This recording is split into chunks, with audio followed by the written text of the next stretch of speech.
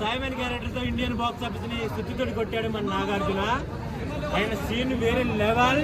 రజనీకాంత్ గారికి డామినేట్ చేశాడు. తమిళనాడుదే ఫిల్మ్ కానీ డామినేట్ చేసింది తెలుగు గడ్డ అంటే ఎలా ఉంటుందో చూపెట్టాడు కదా నాగార్జున. మాస్ మూవీ తోటి ఈ మూవీలో ఊర మాస్ ఇచ్చి పడేశాడు.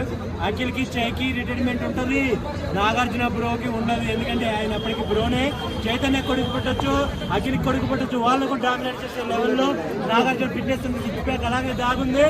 నాగార్జున గారు అంటేనే వేరే లెవెల్ అన్నట్టు ఈ మూవీ లేదు కానీ ఆయన బాడీ చూసుకుంటే అర్థమైపోయింది.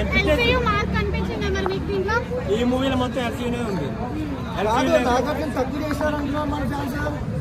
నాగార్జున గారు లేని సినిమా లేదు. తెలుగు వాళ్ళ పవర్ ఎక్కడ దాకా వెళ్ళిపోయింది. ఇండియన్ బాక్స్ ఆఫీస్ రూల్ చేసే లెవెల్కి వెళ్ళిపోయింది. వార్ 2లో జూనియర్ ఎన్టీఆర్ని పెట్టాలంటే కారణం ఏంటి?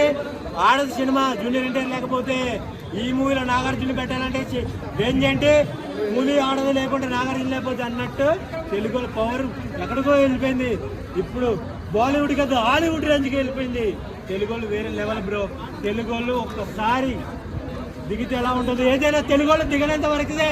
దిగితే ఎదురొచ్చేది ఎవడు, దిగొట్టేది ఎవడు. ఇచ్చి పడేశారు తెలుగు వాళ్ళు. మనం చెప్పుకోదగ్గ క్యారెక్టర్ సైమన్.